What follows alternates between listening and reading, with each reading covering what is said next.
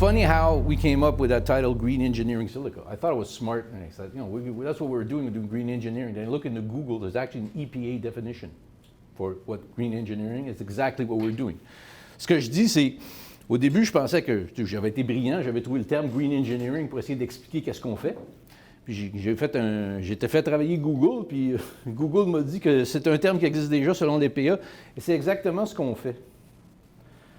Le point qui est important à comprendre avec le deuxième vidéo, the important point with the second video, okay, is that the world is on a tangent to try to reduce CO2 emission by 2030, 2050 with massive numbers, all right?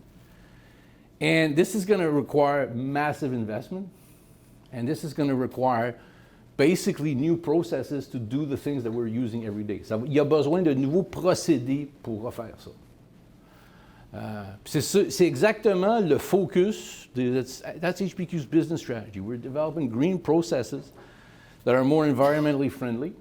We're leveraging advanced technology and expertise. Dans la vidéo que vous avez montré, il parlait que la Chine fait 6 millions de tonnes. Moi, je parle d'un marché de 3 millions de tonnes. Parce qu'il faut comprendre que dans le silicium, il y a plusieurs qualités de silicium. Il y a du ferrosilicium, du silicium. Des fois, les chiffres sont toujours entremêlés. Quand on parle juste des chiffres de silicium métal, c'est quand même 3 millions de tonnes par année. Ça produit énormément d'émissions de CO2. So it is, there's areas. And with having all the offshoring that I showed in the video, one of the side effects of this has been not only have we lost well-paying jobs, okay, we've also lost an expertise. There is a strat of people that used to know how to make silicon metal that are not there anymore. Okay, they're either retired, gone away. It's not at all the same industry. So that's where innovation has started to die forward. But this is where we're really pushing it. We really are working to make the critical materials needed for net zero, and we're working toward that effort. So my message here is that even though right now everybody's talking about inflation, those issues, these type of investment we're doing, okay, are going to attract some part of the investment community that really needs us to reach those goals, from big industrial players that will need our technologies for them to reach their net zero goal, to funds that are basically want to invest in that regard. Key point is we're well positioned. I know the markets right now are the markets, okay, but the markets are not the company. The company's business plan is coming much more clearer. Our pathways to growing the companies are becoming much more clearer. Typical new disclaimer. Okay, I like remind people that we're doing green stuff. HPQ, when we talk about green engineering, we have 3 verticals. Okay, so we haven't put all our eggs into one basket. On n'a pas mis tous nos œufs dans un seul panier. Okay? Première chose qu'on fait, et avec le communiqué de presse cette semaine, c'est très important, when we say developing strategic silicon solution, on veut transformer silica en silicium de façon plus verte. Bien là, cette semaine, on a annoncé que c'est pas juste plus vert. On va théoriquement générer des crédits carbone. We're going to create carbon credit with our technology. Okay? Our one-step silicone, we're already making 3M, we've already validated this, okay, is perfectly suited for high-value application. The battery sector, silicon nitride, and much more of those applications. Our business plan is not to focus on the big market, but to go after niche market that our competitors cannot basically fulfill what they're looking for. Our competitors are accustomed to being big industrial, to do big quantity to get, basically it's high volume, low profit. We're going for low volume, high profit, and they can't compete. Their plant is just not that flexible. So this is already for silicone, it's already pretty big. Green fume silica. This is one where what we've been saying about our green technology is paying off. Okay, we've announced not long ago that we signed an NDA. People say NDA is not important. NDAs are important. In this case, it's very specific because the company that signed the NDA with us, okay, is one of the biggest manufacturers of fume silica. Second point is the reason why they're interested in what we're doing is because what we're doing is going to help us reach their goal. These guys have goal by 2050 to be carbon zero. Making fume silica generates what? I think it's between 11 to 12 tons of CO2 per tons of material. Okay? This is where our solution comes in. Green hydrogen, I'm happy to be able to start talking much more about this. Okay? And we say it's green hydrogen, new approach to de-risk. Green hydrogen because it's working with us with our green silicone.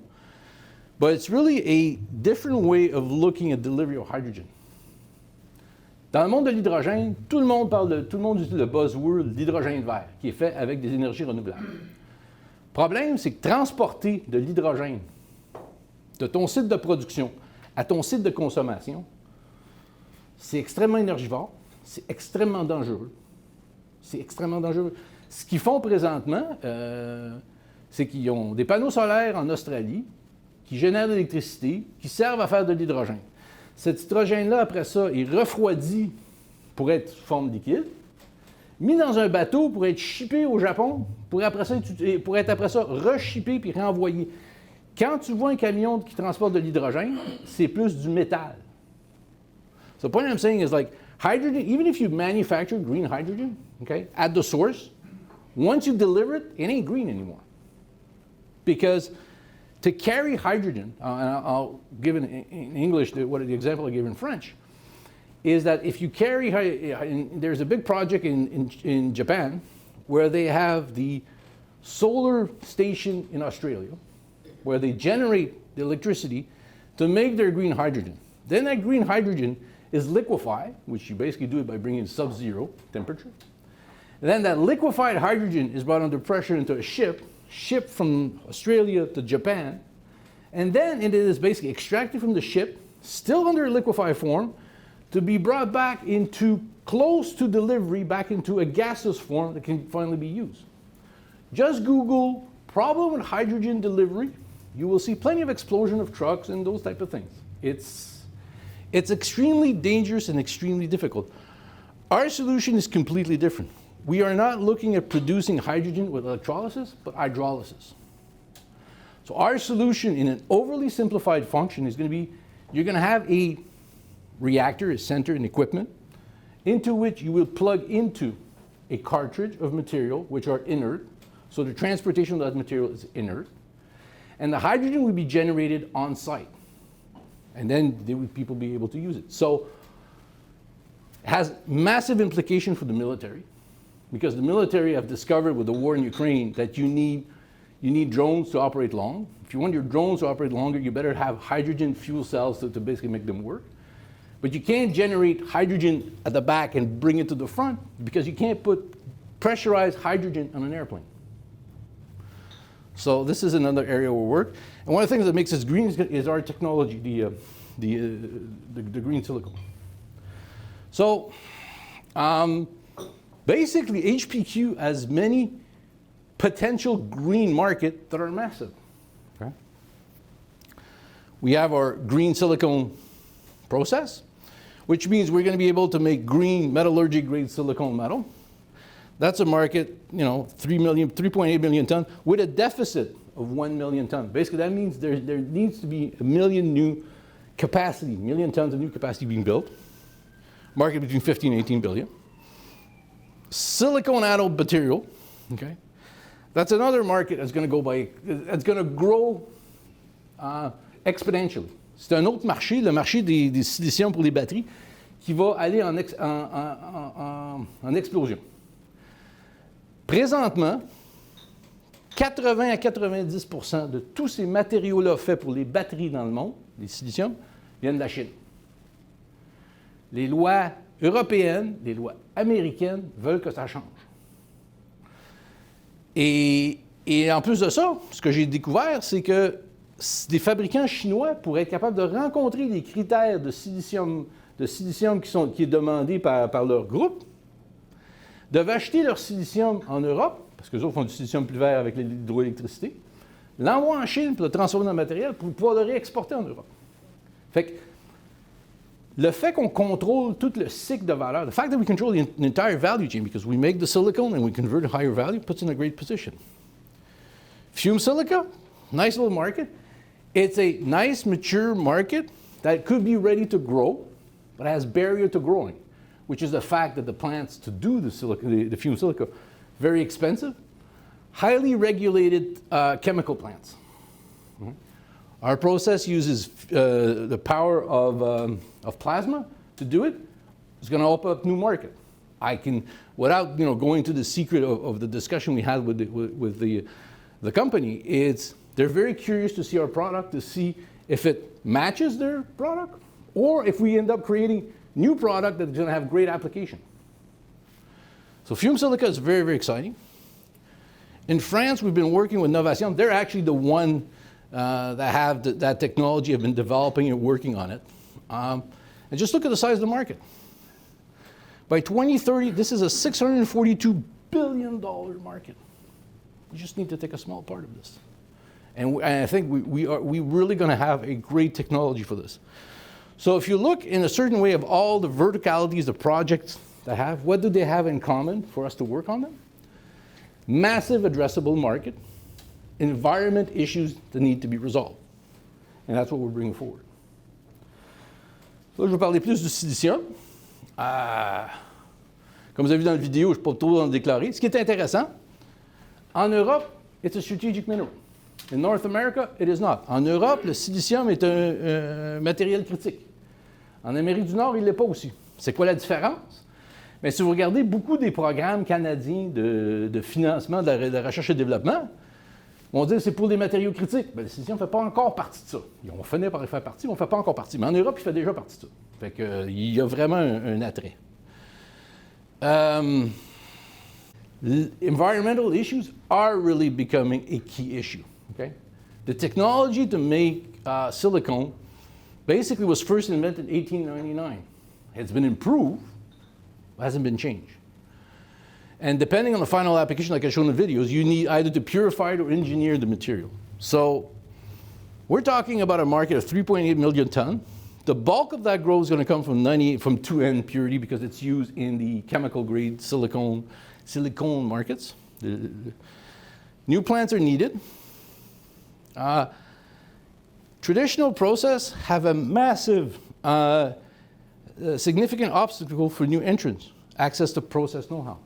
Vous savez, quand je vous ai dit tantôt là, que quand il y a eu le offshoring, il y a une perte d'expertise, c'est exactement ça qui s'est fait. When I mentioned there was massive offshoring, okay, basically there was also a lot of expertise. HPQ's incredible good fortune comes from the fact that we've been working with the guys in France, which are now our partner, okay, which probably worked on the last big R&D effort done in Europe on silicone. So by default, we have in our bank a group of people that have expertise, that are transferring it over to us. Okay? We know ex-top guys of the R&D division of the other big player, which are no longer on the NDAs, which are helping us understand more of the industry. But my guys have combined 30 years of experience in silicone purification, silicone manufacturing. So they understand that metal. Actually, they've always been crazy about that metal. They always thought there was massive opportunities, but it's always been limited because the big players that control it are more interested in generating the revenues from their big plant as opposed to developing. They have big infrastructure that they need to generate revenues from as opposed to developing new markets. And this is where we come in. Where our technology. Next slide. So in a certain way, all those challenges about silicone are HPQ's opportunity because we are really the only one doing this. We've looked, we haven't found anybody else doing this. So we know the silicone market is ripe for developing new technologies. Green engineering is focused on developing green processes to make silicone, which is becoming more and more important. And we're the first green technology, we're the first really low-cost manufacturer of high-purity silicone that's going to be green. So what does that mean? We have a low OPEX and carbon footprint process to make up to 4N Si. That's unheard of. Proprietary process protected by multiple patent applications in every key market where silicone is manufactured. It's not just in Canada, Europe, it's in multiple markets. We are really making significant stride toward commercial validation. I would dare to say that 75 to 85% of the critical milestones have been met. And the last one, it's a question of days before we meet it, okay? And we're really opening up to many unique high-value product lines. because nobody can do this product really the way it's been doing. So in another way, this is what the traditional industry is like. Okay? Barriers to entries are massive for traditional players. So let's say that you are a car manufacturer and you say, I want to make my own silicone for my batteries, and I want to enter the silicone industries. Okay? Well, you can't start with a small smelter. Traditional process, you need a 30,000 ton per year plant. Massive investment. We're talking about $300 million just to build that plant. Okay? You also need 6 tons of feedstock to produce 1 ton of SR of material. So on average, it costs about $2,000 to make 98.5, and it sells about for $3,500. So it's a small, as I said, small margin, high volume. When you want to go into higher selling product, 2N, well, you need 1 extra purification process, increases your OPEX and your CAPEX. You want to go 3N, multiple additional purification needed, so it increases the cost. So the material of the future is 2N plus purity toward 3N for batteries. Okay? And for traditional process, it's added cost for them to do. Where we come in, well, we're scalable by minimum increment 2,500 ton per year. Very small. That means our minimum investment, 85 to 90%. So even though our investment might be the same cost and the cost per kilogram of annual capacity, peut-être que notre investissement va être le même coût en coût par kilogramme de capacité, nous autres, on va faire des plus petits systèmes. This is really the key one. We only need 4.5 tons of feedstock to produce 1 ton of SI. On a juste besoin de 4,5 tonnes de matières premières pour le produire. Ça veut dire qu'on réduit de 25% le feedstock. Et si tu traduis que le feedstock, c'est à peu près 35 à 40% du coût de la fabrication du silicium, on parle de couper le coût d'un procédé manufacturier mature par à peu près 10%. C'est massif. Puis on fait ça en étant vert. Puis nous autres, ben, on fait du 3N à 4N. Pour le prix qu'eux autres font du 98,5, nous autres, on fait du 3N à 4N. Ça donne un avantage. Hein? Fait que c'est pour ça qu'on dit qu'on va faire les matériaux requis pour les projets à haute application et on va être capable de parfaitement s'aligner avec eux autres. So we're perfectly able to align our production with our clients. Another way of showing the low cost. This has been like adjusted for inflation, but this shows this is revenues and selling price. As you can see, it fluctuates. And whenever the revenues goes down, the big producers have a decision to take, which is how many of my smelters are shut down. So they don't shut it down by 2,500 tons. They shut it by 30,000 tons, 60,000 tons. That's why there's always this incredible variability, which makes, for them, strategic decision to invest to build a new plant much more risky. A lot of capital, and your return on investment fluctuate. Not an issue we're having. This is why we think there's an exciting future for PureVap. Okay? If you look, metallurgy price trend validate the need for a scalable and modular process. This is, in the last 12 months, seen the price? It fluctuates, but this is for 553. So 1N 553 still selling for in euro 3,500, but we know 2N costs you 6,000. So there's a 70% premium with just going 1N, and we're going like above that. So traditional and new emerging market will require a new plan to meet demand, okay? And we have unique advantage in this market, really unique advantage. Scalability by 2,500 ton per year. So we can focus only on added value product. I've read from a CFO of one of my big competitors, one of the big players. He says for them, a 10,000 ton per year market where I get 5 times the selling price has no impact on my bottom line, therefore I have no interest into it. Ce que je veux dire, c'est assez important. Là. Dans une déclaration publique d'un chef de la direction financière d'un de mes compétiteurs, il expliquait que même s'il y avait une ligne de produits qui demande 10 000 tonnes par année, à 5, à 6, à 7, jusqu'à 10 fois le prix de vente que mon matériel traditionnel, okay, l'effet sur le bottom line de la compagnie est tellement marginal que ça ne vaut pas la peine de regarder ces marchés-là. Fait que Tous ces créneaux-là nous sont verts. En plus de ça, on va être capable de s'adapter beaucoup plus vite à la compétition. Puis une des choses qui est aussi, mettons qu'il y a des gens qui veulent entrer dans le marché de silicium, qui veulent dire que je vais faire mon propre silicium, mais on peut faire ce qu'on appelle des white label plants. Mettons qu'il y a une compagnie, je vais vous donner un exemple, sur le châssis de certaines automobiles, il y a jusqu'à 10% de SI dans leurs matériaux. Ben, peut-être qu'ils se disent, ben là, je voudrais avoir mon propre capacité d'SI pour mes affaires, mais je n'ai pas besoin d'une usine de 30 000 tonnes, j'ai une usine de 2500 tonnes. Ben, veux-tu la construire pour nous, puis on va l'opérer? Fait que ça donne, those are all additional markets that are there for us. And the 25% less feedstock to produce 2N gives us an incredible competitive advantage over traditional. And we're producing 3 to 4N in one step. It's like we really are very well positioned. And then I'm very happy about this because we're also the greenest process. The sales pitch I just made to you prior to this was just based on the fact that our process is more efficient, lower cost. You know, if I wanted to sound like basically a infomercial, guys, but you get more. You know, but our process is green. We're really ushering zero CO2 silicone metal manufacturing. That is mind-numbing because if you read the reports, it is silicone manufacturing on a ton per CO2 per ton of material produced is the highest one. Le silicium, il faut que je le répète, c'est le matériel qui génère le plus de pollution de CO2 par tonne de matériaux produits. D'accord? Comparé à tout. Tout le monde parle, juste dans l'industrie, pour eux, le 5 tonnes de CO2 de production de réduction carbothermique, c'était tellement accepté comme facteur qu'ils se disaient, ah, ça compte pas. C'est l'électricité. C'est d'où vient ta source d'électricité que vient faire. Okay? Nous autres, on s'attaque à ça. D'accord? Leur seule solution pour le faire, c'est remplacer le fossil-based carbon with an organic carbon. Okay?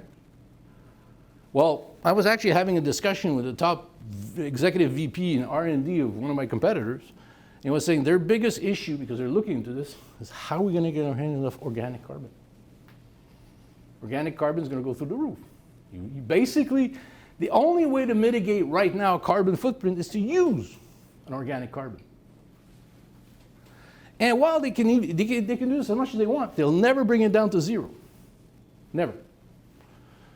The QRR, by design, that's design, we're basically operating under controlled atmospheric condition. Pay attention to this, because in the coming year, okay, that specific part of the invention of what we're doing is gonna yield interesting rewards for HPQ. The fact that it's really a controlled atmosphere, okay? But in regard to the greenness, that means that the carbon gas that is generated basically never oxidizes. In a big open furnace, okay, it's open. So what happens is when carbon gas is created, it's basically immediately bonds to oxygen to make CO2. Now, because they're very big and they're open, okay, it's so diluted that there's no really process for them to capture it as it comes up. Because it's just too dilute, it'd be too expensive to do carbon capture. Us, it's oxygenated, okay? So it adds a bit more of technicality because CO gas is a toxic gas, extremely toxic. So it requires more security and control how we operate it, but it gives us an advantage. By default, we can really capture it. I've been pestering Pyro because they've done a lot of those work with their plasma torches, which is there a way to take that carbon, okay, and recycle it back into a solid carbon that we can use? And we just bought a patent to do this.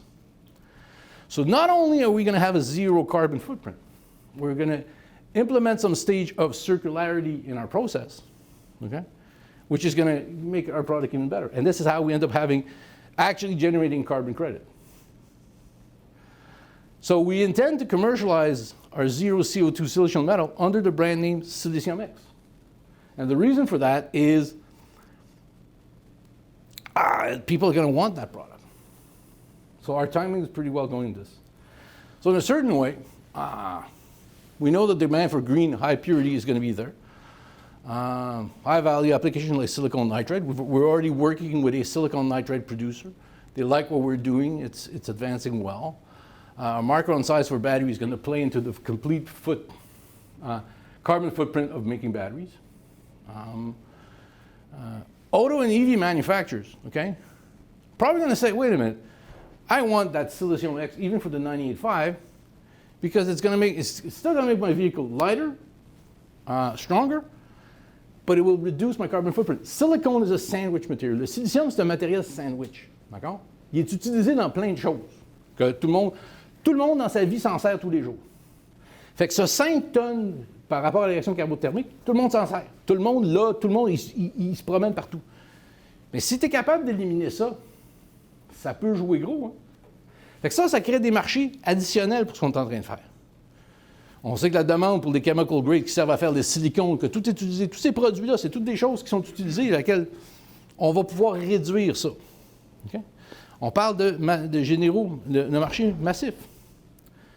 And we're the only net zero emission option out there. Okay? That's what we're representing, that's what we're doing.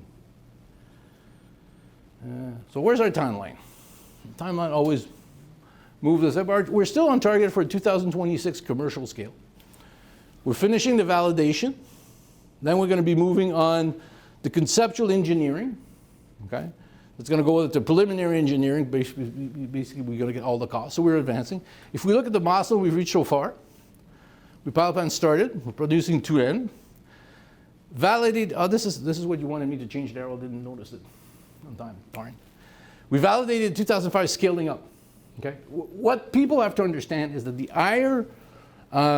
most dangerous part of an R&D company is going from lab scale to commercial scale. C'est là où est-ce que ça passe ou ça casse. En français, là, comme on dit, ça passe ou ça casse. Puis ça a passé. Dans le sens que on est parti d'une machine qui était de la grosseur peut-être d'un lave-vaisselle à une machine qui est de la grosseur d'une maison. Okay? All the future scaling up, okay, are simpler in nature in the sense that they follow engineering rules about scaling up size. This one was an outside, okay? This one was sort of an Hail Mary pass, but we've done it. So it's done, it's behind us. We know that the process works in semi-continuous stage. We produce 3N, battery grade in 1 step, so we're very happy. Upcoming catalyst, completing a successful pour anytime now. Then we're going to be operating the system on a continual basis. That's why I say we're going to, manufacturing 3M plus silicone for manufacturing, because I actually need those material for my battery initiative and those issues. We're going to be starting the conceptual engineering. And all I've mentioned about the green silicone, we'll be now seeking out funds, government grants to develop that technology. Because I strongly believe, like for the QR, for the fume silica, we got 66% government funding to do that project. I think we can reach the same milestone. Notre projet de fume silica, on a eu 66% de financement du gouvernement pour faire ça. Je m'attends qu'on va être capable d'avoir la même chose pour le green silicone. And the reason why I'm talking about green silicone now, et pour la raison pourquoi je parle présentement du silicium vert maintenant, puis je parle d'aller voir les gouvernements pour ça, c'est qu'il y a toutes des questions de où est rendu le niveau de développement de ta technologie. Okay? Là, on parle d'ajouter ça à une technologie qui est rendue presque mature. On est probablement rendu à TRL 8, quasiment rendu TRL 9. Ça, c'est juste un add-on. Mais quand je suis allé voir la première fois le gouvernement pour demander de financer ça, j'étais TRL 2-3. C'est pas la même chose. Là, je les amène pour dire, voici l'usine pilote, voici où est-ce qu'on va mettre le matériel. C'est pour ça que je suis très, très confiant. I'm very confident we're going to get government sourcing for this. I believe we should be able to get 2/3 of the financing for it and get that moving. So the goal is that we secure financing. So once we secure financing, we're going to start a proof of concept study related to HPQ green silicone. Everything is focused. So by 2026, we have our plant working and we're producing green silicone. That is the goal. That's what we're working on. Okay, is it silicone for battery initiative? Well, the goal is between now and 2026, we're not going to sit on our stake. We're not going to let the show go on with regard to silicone for batteries. Okay, We're going to be participating in it. We're going to be active in it. We're going to take a leadership position. And our goal is to build market share. So often when I go see government financing or financer, they're asking me, who's going to be your offtake agreement? Well, the goal is for me to be my own offtake agreement, because I'm going to take a material that's costing me probably $2,000 a ton to make a metric ton and sell it probably for $40,000 a ton. And that's what we're working on right now. So this is what we're working on. Starting, our goal is to build our first 200 ton per year capacity. I know in our video we mentioned North America, but it could be North America, it could be in Europe. It's going to be where we end up having the best support to develop that type of technology, but we're really advancing and moving forward in this project. The big picture is this. Graphite, massive amount of EV vehicles, une demande massive pour les véhicules électriques. Je ne sais pas comment on va remplir les besoins de matériaux. Moi, j'arrive pas à le comprendre. Présentement, graphite, qui est le plus grand instrument, il est en déficit. Graphite, which is the biggest ingredient in EV batteries, is in deficit already. Demand is exceeding supply now. They're projecting to grow by 8 million tons by 2040. So we're talking about, just to make the EV that people are talking about, there's not going to be enough material. Replacing a small percentage, 5 to 10% of graphite in the anode chemistry with micron size SI or SiOX, and we're going to focus more on SiOX, basically could improve battery performance and address the ongoing graphite deficit. This is why people in the industry are saying that silicon demand is projected to exceed 350,000 tons, worth about 14 billion. That's in what, 7 years? And there's no capacity really to do it. There's so many capacity constraints, it's not even funny. Right now, I know a lot of people have been telling me, talking to me, telling me, you know, we're late. Because Scylla, Group 14, Amprius, they're already offering a material. All right? Yes, they're offering a material based off Scylla gas, which is a known technology, known process. Everybody knows it's been done. Tout le monde connaît cette technologie-là. Ça, c'est vieux comme Barabas en passion. Il n'y a rien vraiment d'invention de très brillant. Le problème avec tout ça, and the big problem with all this, is all start with silicon metal, goes through all through these processes. So you had $300 million capex for more silicon metal. $1 billion capex for this. Go Google Scylla gas explosion and come and tell me how safe that material is. So it goes down there. They make this silicone anode material that goes in cell manufacturing. Okay? HPQ, silicium X. We do the material, that's what we're working on. You know, the representation might not show what we're really working on, but I have my reason why I'm doing this, but we're really moving forward in the right direction. So, right now, there's only one competitor I really know that is in this segment, okay? They are working in this part of the value chain, okay? And their claim to fame is they're going to start building a 200 ton per year plant to start to produce. And they have a market cap of about $40 million just for this. Look what HPQ gives you more. We control that part. They don't. We'll have green silicone. They won't. So this is where the market and the R&D is really moving forward. Us, we're going to focus more on making the right material and moving ahead. So where we are in this? Well, we're basically testing industrial equipment. We've reached a lot of milestones. I wasn't going to issue a press release every time we did something. We produce small quantity of material. We're producing larger quantity. We almost have a ton of materials in our supply chain and everywhere. We've already done that type of material to be able to do more battery there.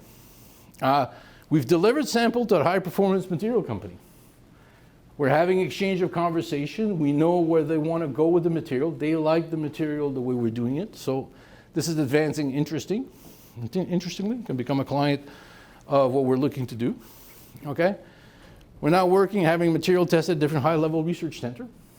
We're really finalizing the pathway to manufacture commercially 200 ton per year of micron SiOX powder. We're on target for doing this. Now what's going to be really interesting, because Novation, which is our partner, owns patent for material treatment, process of material, okay? And we believe that those patents can be converted to silicone to improve the battery material. So this is also what we have to do it. Our goal is not just to make the material. I had a conversation with somebody that used to work at one of the big competitors, which makes the micron-sized silicone material. And when he was working for them, he was trying to convince his bosses, no, you guys got to go the entire value chain. He says, no, we just make the silicone. Right? We're going to go the entire value chain because I want to get that maximum profit from my material. Okay? I'm not looking for massive sales. I'm looking for high profit margin. So this is where we are. So we're still on target for 2024. So people, ask questions. When are you guys looking at doing revenues? Well, we're looking at doing first revenue around 2024 from our battery side of the business, and from the big production later on. So everything is intertwined, moving in the right direction. That's what it is. We're in Quebec. We're part of the supply chain. Yes. Interesting. Tekna does not make any nano silicone powder anymore. We've actually done a market research. We found they stopped doing it. Fume silica. Quickly, how can I say this? Nice little market. It's growing. It's used in everything we use in life. It fits the perfect criteria of what HPQ likes in this technology it's developing. It's basically using plasma in a way to convert quartz into something of high value. That's where our partnership with Pyro plays out. They're expert in plasma. We're expert in taking quartz, making higher value material. So it fits perfectly. So, so $2 million project, 33% of the cost, 66% of the cost, 63% of the cost was covered by the two-level of government. We're covering 29%. We're going in a great direction. If you notice, we go directly. So it means we eliminate all of this. Just by doing this, we reduce CO2 emission by over 50%. Because in their 12 tons of CO2 per ton of material, half of it comes from here. And probably once we're going to end up at doing the final count, when we hire a consultant to do the final count, the number is going to be much higher than 60%, 50% was it. 50% was an easy number to justify, so it sounds pretty good. So we reduce CO2 emission, remove the need for all those nice little nasty chemicals, and we eliminate the need to generate hydrogen chloride. Plus, we only use 15,000 kilowatt per ton versus 110. 86% reduction in energy footprint. Process feedstock being quartz, building new plants is not going to be complicated. It's actually going to be cheaper, the way I'm seeing it, than building a QRR plant. It's going to be as modular, it's going to be the same strategy. There are some similarities between the two processes. There's some differences, some similarities. So it's going to be cheaper than building a QRR process.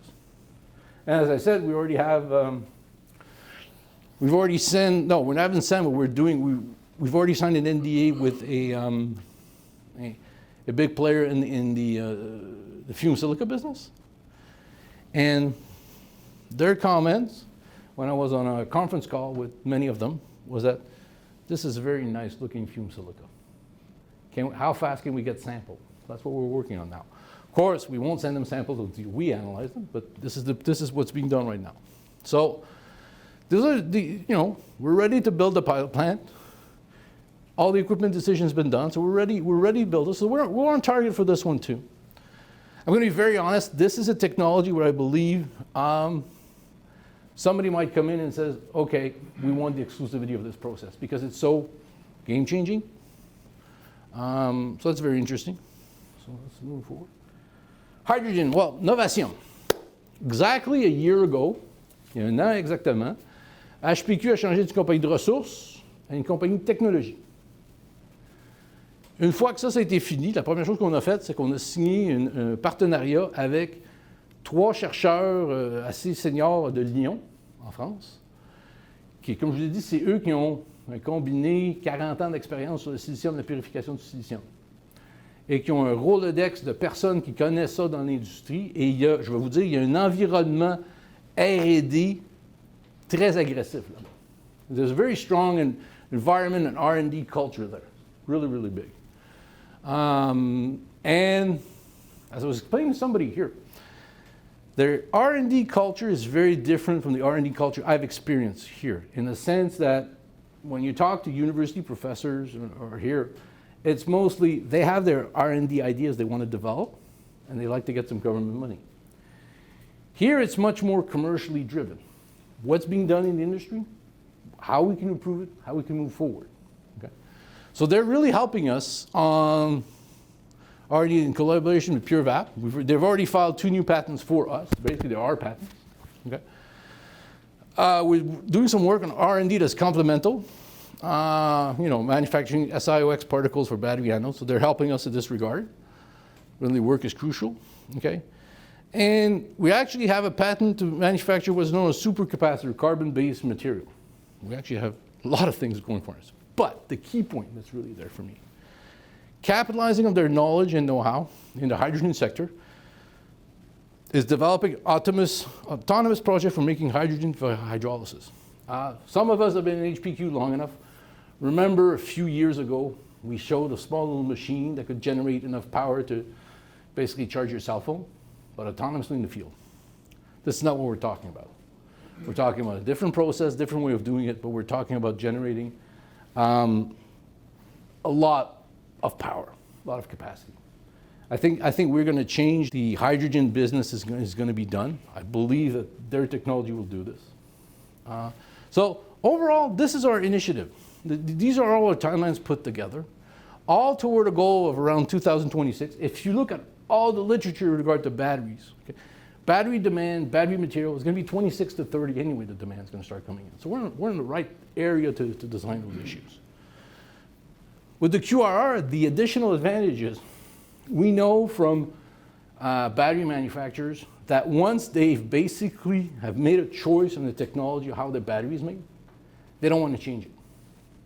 Now the problem is if you keep buying your silicone from different manufacturers, you won't have the same spec. This is exactly the debate we're having with the guys that make silicon nitride. The reason why they're working for us from the beginning, okay, so that we deliver them exactly the material they want. Once that's done, we can lock it in. Now, if we were having 30,000 metric tons per year, and that was requiring 2,000 to 5,000 tons per year, so that would be a problem for us. But our system can be perfectly tuned for those issues. That's where we really have an advantage. Fume silica is the same thing. We'll start sending samples very, very soon. We'll get the feedback as we're starting to build. We'll have the pilot plant. They'll be coming along. That's pretty exciting. Hydrogen, also very exciting. Okay, I'll be talking a bit more later about, not on this presentation, but as time goes by where we are in hydrogen, I'll be giving updates. So what are the catalysts coming up? Successful pour for the QRR, successful pour operating the system commercially starting the Gen 4. For battery, finalizing the pathways to manufacture commercially 200 tons per year. Secure the services and experienced senior level executive to oversee the project. Material test with high-level research center.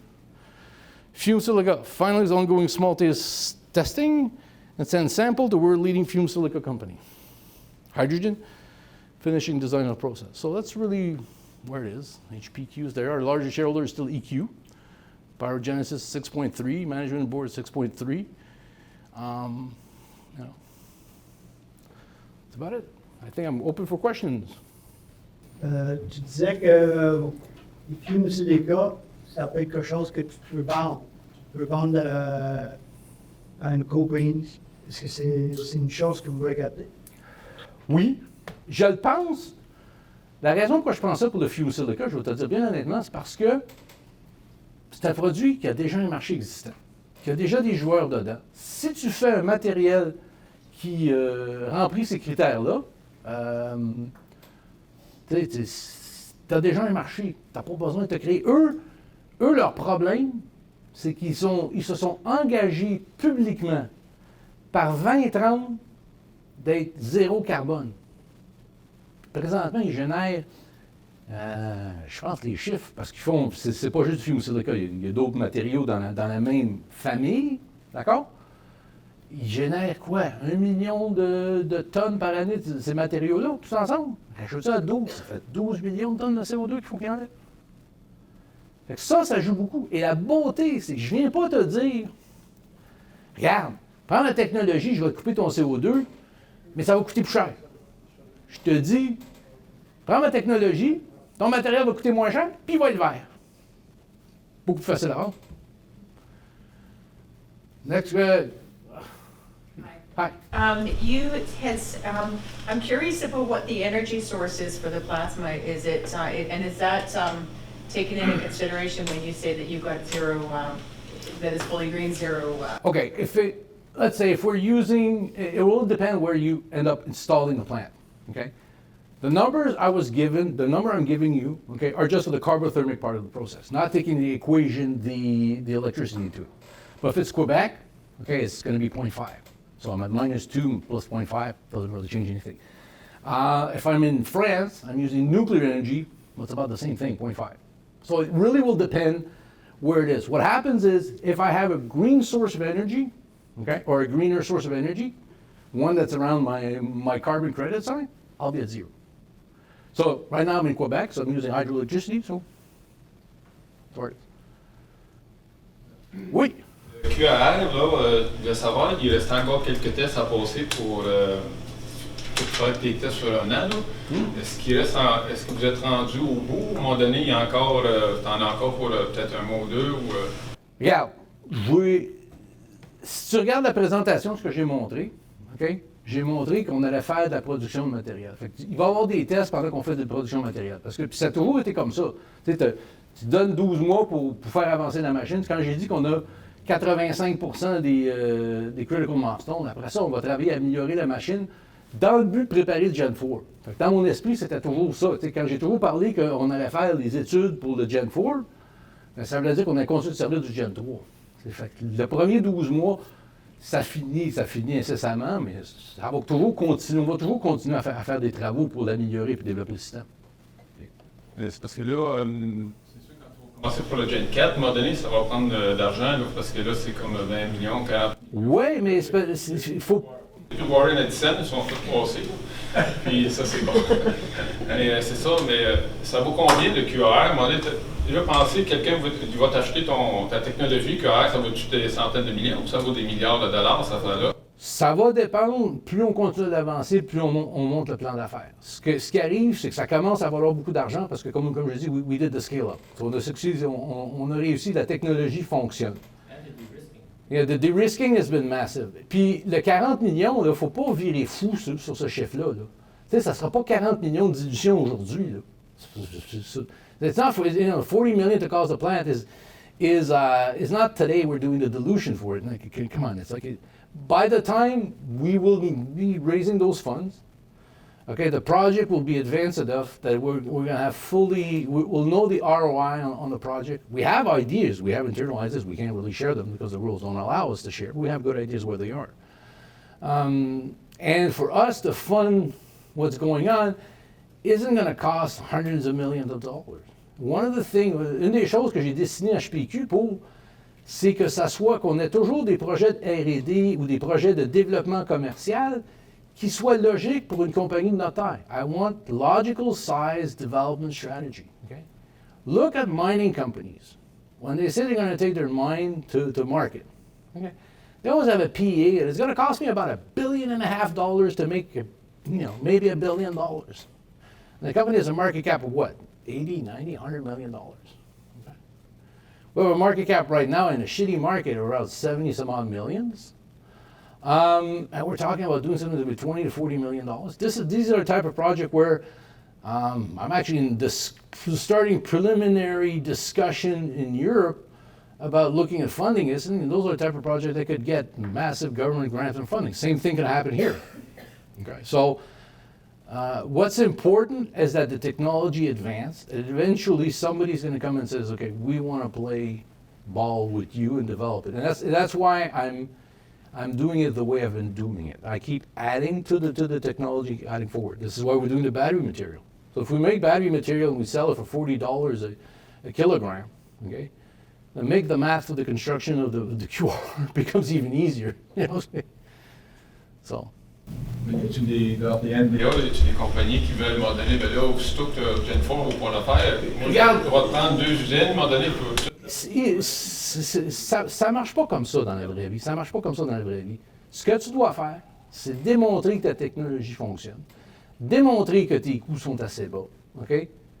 Et à un moment donné, ça fonctionne. Si tu regarde les compétiteurs là, qui ont fait. Moi, ce que j'ai fait, j'ai étudié toutes les erreurs de tous mes compétiteurs. Que ce soit de Orbit, à tout le monde, je les ai toutes regardées. Souvent, c'est ce surfocus d'essayer de vendre pour essayer de dire je vais générer des revenus rapidement. Puis c'est pas ça. Ce qui est l'important, c'est de générer de la valeur, que ta technologie a de la valeur. Avec ce qu'on vient d'annoncer avec le QRR vert, OK, ça va commencer à attirer des gens qui vont vouloir s'associer avec nous, faire le développement. J'ai déjà des gens qui m'approchent. On va regarder c'est quoi la meilleure stratégie pour les actionnaires d'HPQ, de comment on va le développer. L'objectif, c'est continuer à faire le développement qu'on fait.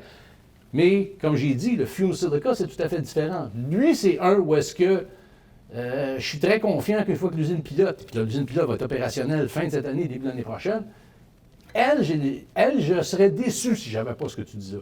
Puis la seule raison, c'est parce que ce marché-là est vraiment spécifique. Il y a une dizaine de joueurs. Le premier, si nous, on fait un matériel qui est similaire à ce qui se vend dans l'industrie, celui qui sécurise l'achat de notre procédé, il vient de gagner la bataille. Je parle pour mes compétiteurs, pour les gens qui sont dans l'industrie. For fume silica, that's really the way I feel. If we just match what's being done out there, we don't even need to do it better. We just need to match what's been done out there. There's a market for what that product is, and the environmental advantages are going to be enough to sell it. What else? Oui. Just continue on the fume silica. If you say you sell it to a competitor for a very good price, and we're all happy there with the sell. I'm worried about if you sell this the product, do you lose your control on the technology?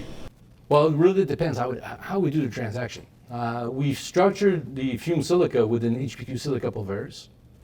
So we have multiple options. The big player can come in and say, we're going to take an equity stake, we're going to have an exclusive license in exchange for some money to it. There's plenty of way to negotiate that at that moment with the best advantage. But if we were to sell that technology outright, then the price is going to be much higher.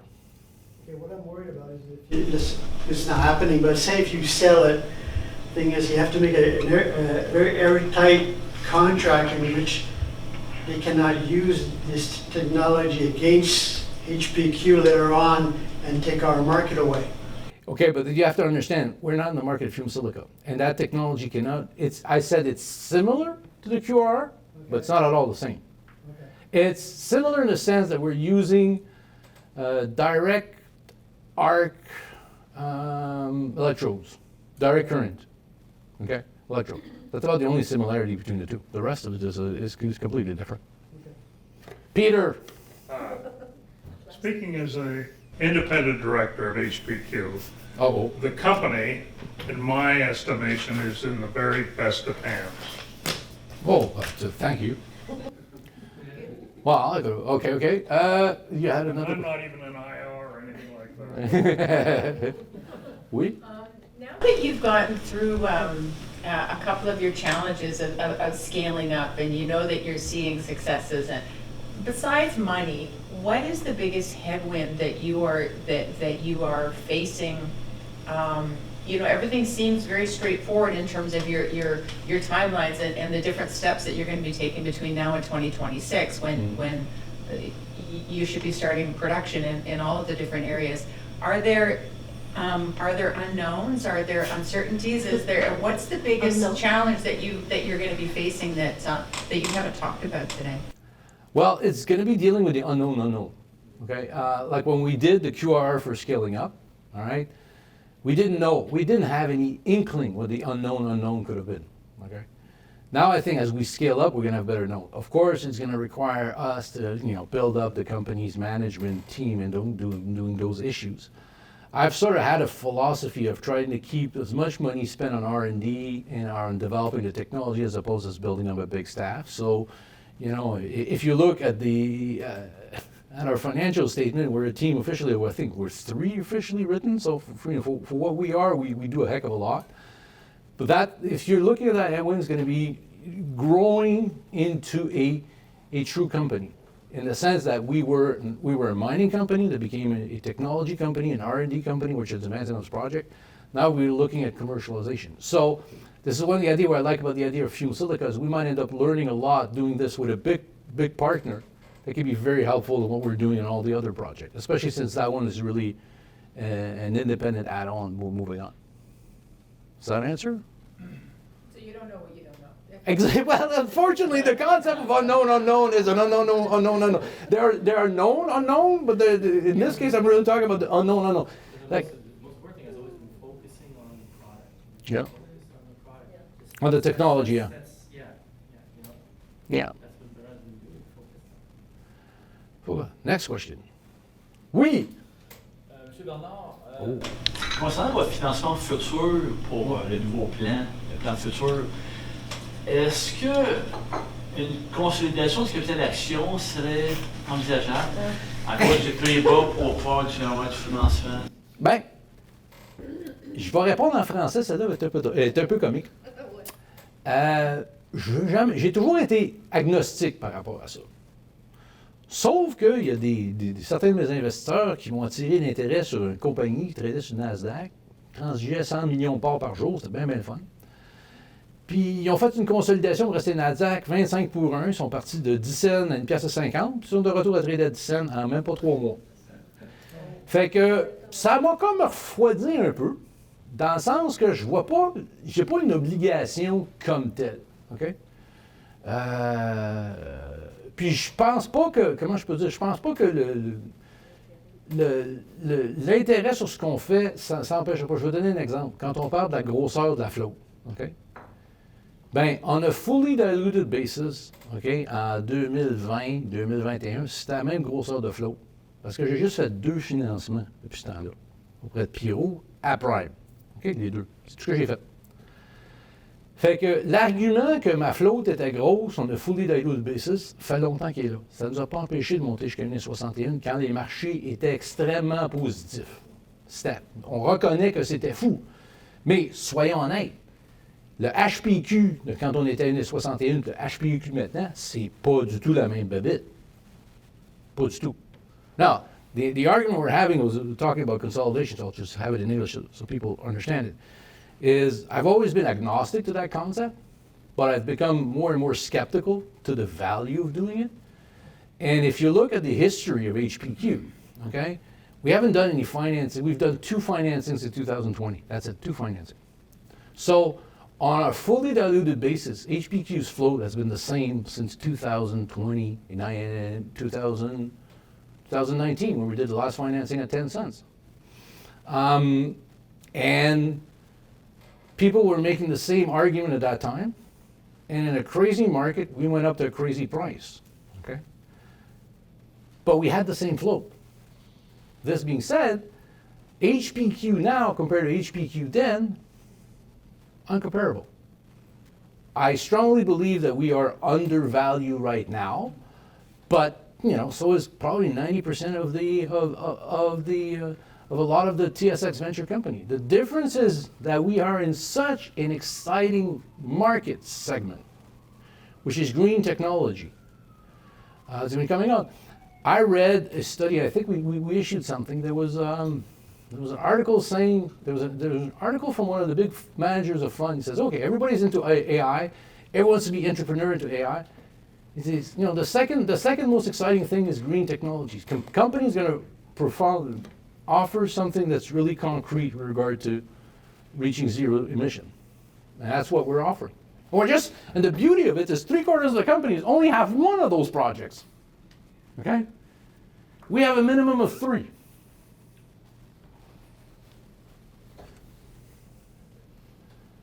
Next. Oh, Daryl. What is it? My directors are on vacation now? Yeah, I just want to clarify a couple of points that you were making up there, Bernard. And one of them is you've made a reference to fossil carbon and organic carbon. Mm-hmm. And I wonder if, I mean, from my sort of thinking, organic carbon is things like coconut shells and live carbon. Is that what you're talking about when you are talking about the difference between? Wow. Yeah, that's the difference I'm talking. In the green literature with regard to organic, or what they call biogeneric, I think in français c'est biogénérique, okay, carbon, is that it comes from a source that is out there. So it's used in all those materials as opposed to a fossil fuel. And that's the point I was sort of making, is that right now everybody wants to use those type of material. It's like there's Rima, which is one of our big competitor based in Brazil, which is screaming as the lowest footprint of CO2 in the world, but they do it because they have an eucalyptus farm. So they basically farm their own eucalyptus tree to make their own carbon, to make their own silica. We'll grow our own forest to burn it. Yeah, it's you know, it's like I don't make the rules how you calculate a carbon footprint, okay? And if the regulator says, oh, that doesn't work anymore in the count, we go for the net count, doesn't change anything because we will always be the lowest one. Right, and so that brings into account then our carbon capture, right? So Yeah. by capturing the carbon from the carbon monoxide, we can recycle that and use it back into our process. Exactly. So we're reducing the carbon footprint and we're recycling, and that's, you mentioned about lowering our feedstock, right? Yeah. And that's what you're talking about? Well, actually, that's an additional lowering of our feedstock. Okay, we already lower our feedstock because we only need 4.5 tons of raw material to make 1 ton because our system is more efficient in a certain way. So that's already one way. So you know, at the end, maybe we'll go down to 4 because we're using half. You have to understand that one of the big arguments I've been having about asking for this technology is that carbon, when you make silicone, carbon is actually the most expensive part of your material that you're using. It's not the quartz, it's the carbon. So that's where it plays big into the calculation. And in traditional process, they also need to use what's called a low ash coal. Okay, low ash coal, well, there's only 2-3 sources in the world, and one of them is controlled by a competitor, one of the big players. So if you're trying to build a plant, that's another barrier to entry, which we don't have. More question? Just more clarification. So in the battery industry, if people are familiar with it, you look at all these different types of batteries: phosphate, zinc, cobalt, nickel, manganese, nickel, cobalt, etc. Right? Mm-hmm. And so when we're talking about our battery initiatives, and we're talking about the anode initiative, right? Mm-hmm. So really, what we're doing could be adapted to any one of those types of batteries. So we're not really a slave to whichever type of battery is being most popular. Is that correct? Honestly, I would have to do more research. Right now, I'll give an example my guys in France have given me. They used to be very big in the solar industry, all right? And they give this example of the guys in the battery space, because everybody talks about making new batteries. And in the solar industry, many years ago, oh, somebody's party just finished. So in the solar industry, everybody was talking about, you know, silicone-based solar panels are going to get away with a new next generation. That hasn't happened. We are 40 years later, it is still the same technology. It's just been improved and pushed forward. So what my guys really think is that the same thing is going to happen in the battery side. At the end, it's always going to be lithium, graphite, and something batteries that are going to be play into it. There might be different batteries for different applications, but we think the bulk of the market is going to be that one. So this is where we're looking at developing a silicone anode material. Wherever silicone comes into, wherever we can make a silicone that's going to be more stable to be able to use in batteries, we're going to have an advantage. Because battery space doesn't need, like, it's not like solar where they need, you know, 9N, 11N purity. 3N, they're happy. But 3N is not metallurgical grade silicone metal. I like to tell my competitor, we use cheap metallurgical grade silicone metal. In reality, you're using 3N. You're not really doing that, but it's your problem, not mine. Yes. Oui. Bernard, il y a mention de demander, vous êtes actif dans les médias sociaux? Je suis pas actif. Dans le stockage? Non, moi je suis absolument pas. Moi Ok, je suis on va faire vérifier l'information.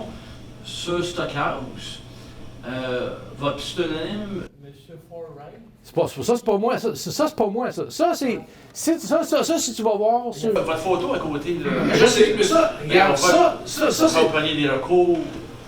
Parce qu'il y a tout ça de garbage. Oui, non, regarde, je suis très conscient du garbage. Je le suis. It's sort of like entertainment. It's done for entertainment. C'est pas. Comment je peux dire? L'argument est intéressant, ce que tu dis. Donc ça, c'est pas vous, ça. Ça. Moi? Je sais que c'est ma photo, mais si tu lis ce qu'écrit le gars, il dit j'ai mis ça parce que tu diras ce qu'il écrit aujourd'hui. Je lis ce qu'il dit parce que c'est comique. C'est comique. Regarde, c'est une jungle totale. OK? Il utilise mon image qui a fait un screen grab, il l'a mis dessus. Je pourrais bien aller gueuler après Stockhouse, c'est pas vrai. Peut-être que je vais utiliser le seul média social que j'utilise, là, OK? Il dit même qui est Agoracom, parce que j'en utilise juste un. Théoriquement, on n'a pas le droit d'être ces médias sociaux. On n'a pas le droit d'être. Fait qu'on n'est pas ces médias sociaux. Fait que HPQ, on est. Va donner le droit, ça donne rien. Hey, ces gars-là, ils chialent en disant paid pumper. Premièrement, la trois quarts des gens qui sont positifs, je les connais, c'est des actionnaires. Ils sont jamais paid pumper. Puis deuxièmement, OK, je ne paierais pas pour quelqu'un écrire dessus, c'est complètement inutile. I wouldn't pay somebody to write there. It's like I prefer to do what we're doing, the work we're doing videos. I prefer doing videos with Agoracom because it's a cheap way to get the information across. And you'd be very surprised how well people see about it. But I can confirm to you that I am not Mr. Forwright. It's not moi. He's just stealing my picture.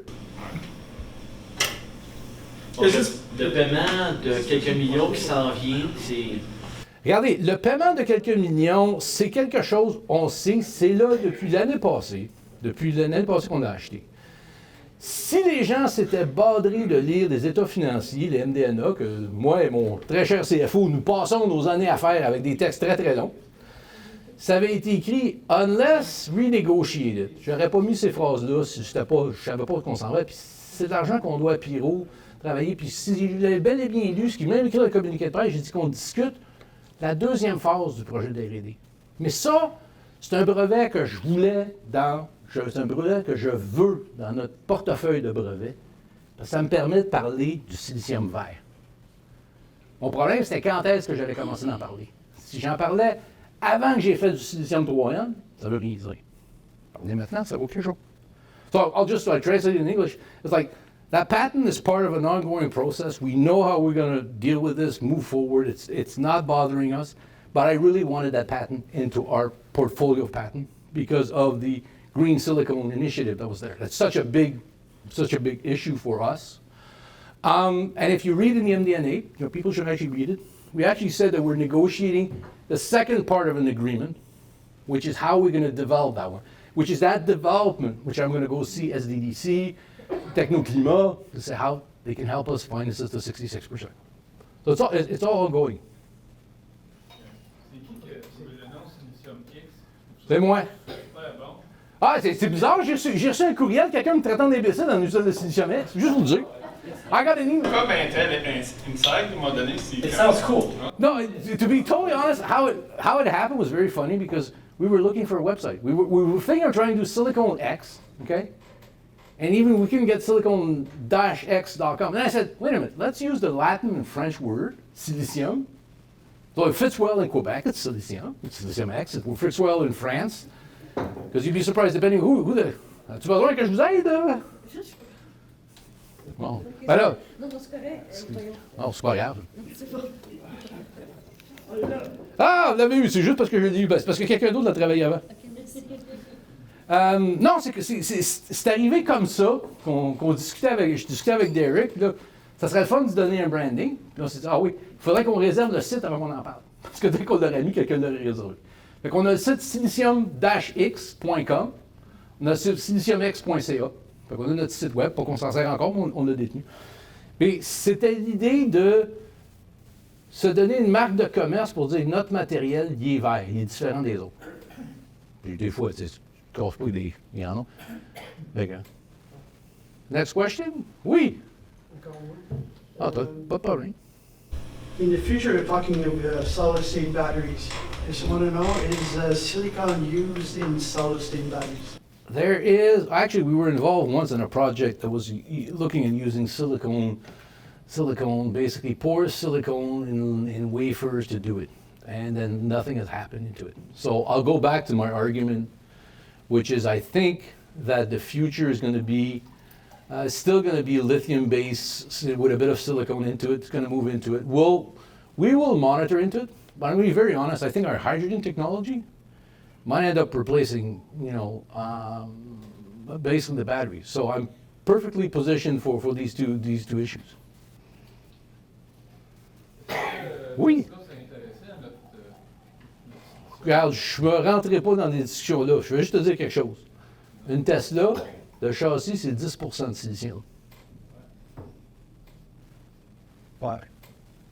Non, mais pas Je fais juste parler. Regarde, je n'ai pas envie de partir des spéculations folles. Moi, je comprends comment on va faire. Au cours de la prochaine année, est-ce qu'il y a des conférences que tu vas assister, des conférences que tu Oui. Il y en a. C'est quelque chose que je vais faire. Je l'ai déjà fait un peu en Europe. Je vais continuer de le faire en Europe. Fait que c'est ça. Non, on commence à préparer la stratégie marketing. Moi, je voulais atteindre certains milestones très importants pour le faire. Parce que je ne voulais pas être une compagnie, ce qu'on appelle PowerPoint Company. OK? Parce que, dans le fond, quand les taux d'intérêt étaient zéro et l'argent était gratuit, tout le monde finançait des compagnies d'idées. Right? Mais moi, au moins, j'ai été capable, durant ces temps-là, de financer 3 technologies différentes, OK? Qui sont assez avancées pour attirer, qui ont un potentiel de débourser de validation commerciale et de débourser commercial dans les cours des prochaines années. C'est plus du PowerPoint. Là. Quand les gens viennent voir l'usine, l'équipement, ils regardent et disent « Oh, c'est vrai. » Oui! C'est correct. C'est ça qui est le fun d'avoir un petit format comme ça. C'est juste une question de curieux. Il y a quelques années, tu avais un partenariat avec Apollon. Oui. Qu'est-ce qui s'est passé avec Apollon? OK. Comment l'expliquer de façon bien claire? Ben, Apollon, je fais attention à ce que je dis parce que ça tombe dans l'arène du public. Ceci étant dit, j'avais proposé au propriétaire d'Apollon de faire une extension du contrat de 12 mois. Il m'est revenu avec 6 mois. OK. Puis quand 6 mois étaient finis, j'ai commencé à entendre des rumeurs que ça allait pas bien.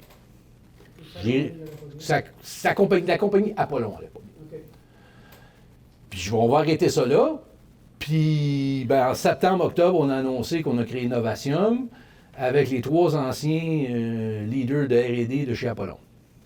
OK, j'ai-tu besoin d'en dire plus? Non, c'est bon. OK. Et il faut rajouter, est-ce que, et effectivement, dans Tu parles de quelques mois, c'est à ces 3 personnes-là que tu as donné pour acheter des brevets, là, des actions? Oui, il faut comprendre que travailler en France, des fois, il y a des avantages et des désavantages.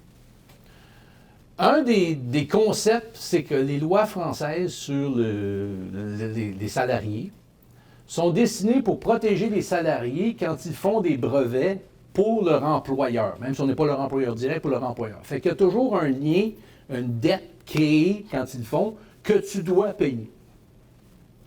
Fait qu'on s'est entendu sur comment régler ça. Fait qu'à partir de ce moment-là, une fois qu'on a payé cette dette-là, puis qu'on l'a fait à travers des règlements de dette en action, on devient propriétaire à 100% ou 100, il n'y a plus rien d'attaché au brevet. Il est à nous. Et toutes les autres modifications. J'ai-tu bien expliqué au niveau légal, Marcel? OK, c'est bon. Là, je m'assure que je ne me mets pas dans le trou. C'est juste ça. You need me to translate in English or you guys understood? Ça veut dire que toutes les brevets, c'est une innovation, à un moment donné, il va falloir que tu ajoutes un peu les... Quand ils font un brevet au nom de HPQ, je dois l'acheter. Quand ils font des brevets au nom de Novation, ils sont détenus par Novation. Novation doit leur payer quelque chose. Ça, c'est les lois françaises. Mais dans Novation, on a tellement une position intéressante que les comptables nous ont exigé qu'on consolide Novation dans les normes d'état financiers. Fait que même si on détient juste 20% du capital, du fait que j'en suis le président, fait que... Puis en France, ça a l'air que le type de président, c'est vraiment important. C'est pas comme chez nous. C'est vraiment sérieusement, là, quand t'es PDG en France, là, c'est comme, oh, C'est pas du tout comme chez nous. Fait que on est obligé de consolider de ça. Fait que ça fait des histoires bizarres et intéressantes dans les états financiers. C'est pour ça que je ris toujours des gens qui disent on étudie les états financiers. Vous n'avez aucune idée qu'est-ce que les états financiers. C'est même pas que nous autres, on essaie de cacher. C'est la réglementation qui nous dit vous devez le mettre comme ça. Ça n'a pas de bon sens. Oui, mais tu dois le mettre comme ça. Pour ça ne pas. Ça nous coûte 100 000 $, mais on doit les écouter. Puis il n'y a aucune clarté pour vous. Parce qu'il n'y en a pas plus pour nous des fois. Oui? Ça a tout couvert? Ah ouais, vas-y, lâche-toi là. Pendant que tu es physiquement devant nous autres, juste pour ma compréhension, le payroll de HPQ, à part toi, direction, c'est combien d'employés? C'est tout? Okay. Le reste, c'est tout par consultant. Avec Payroll Genesis? Je paye des honoraires à consultants. On paye des honoraires à Novation qui, eux, payent des employés. Fait que ça dépend comment tu veux le calculer, mais... Puis il y a toute une logique derrière ce qu'on a fait en France. Là. C'est que, honnêtement, la France, sur certains points de vue, sont beaucoup plus généreux que le Canada pour la R&D. Il y a la même chose avec Payroll Genesis, parce que c'est une entente de consultation avec eux, c'est ça? Oui, ben c'est ça. Ben, on les appelle un technology partner. Ils développent la technologie pour nous. Le vrai terme, c'est qu'ils sont notre équipementier en français qu'on utilise. They're our equipment manufacturer. They're developing the technology, but since we own the patent of the technology, it's our technology they're developing for us. And they will be building those equipment later on for us. Ça te permet de réduire tes coûts. Les coûts fixes. Regarde, quand j'ai dit que j'ai étudié les faillites de Orbit, de Namely, même Nemaska Lithium. Nemaska Lithium, là, je m'en souviens toujours, j'étais à une conférence à Toronto.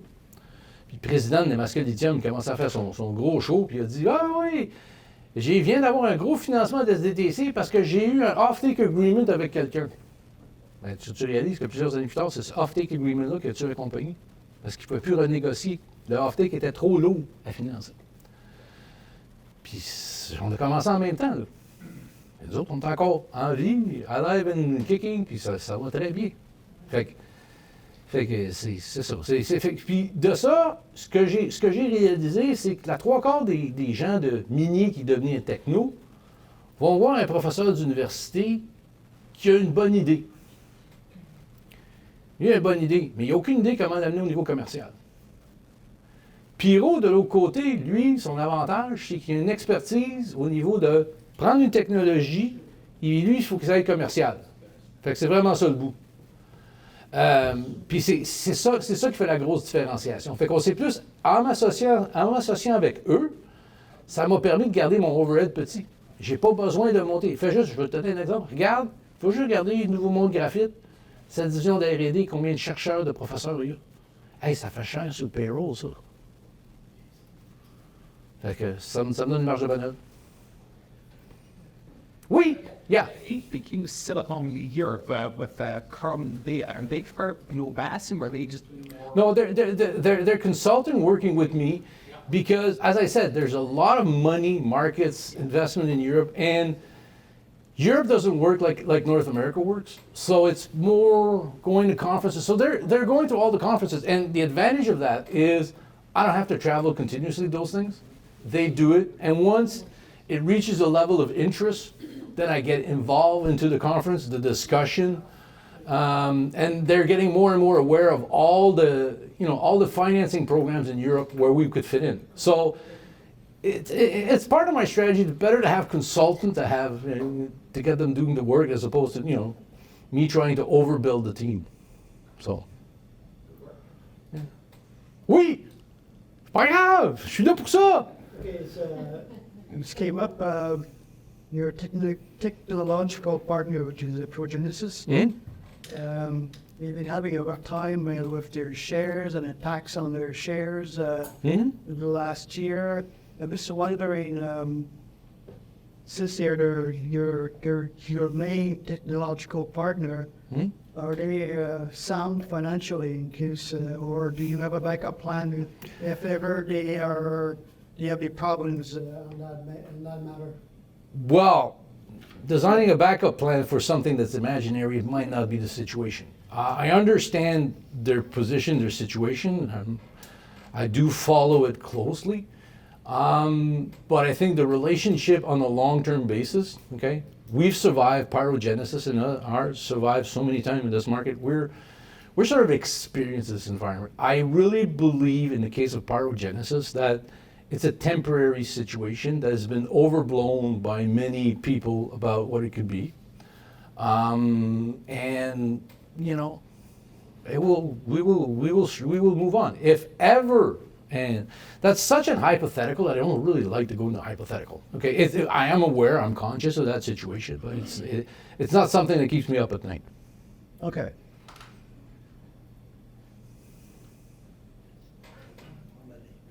Oui.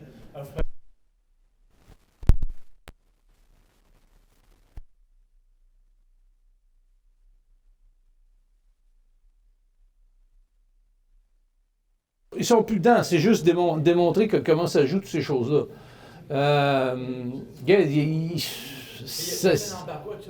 Oui, ben, il y a des embargos, il y a des taxes. Si tu regardes au Canada, certains producteurs qui sont considérés faire du dumping ont des taxes assez élevées pour enlever les matériaux.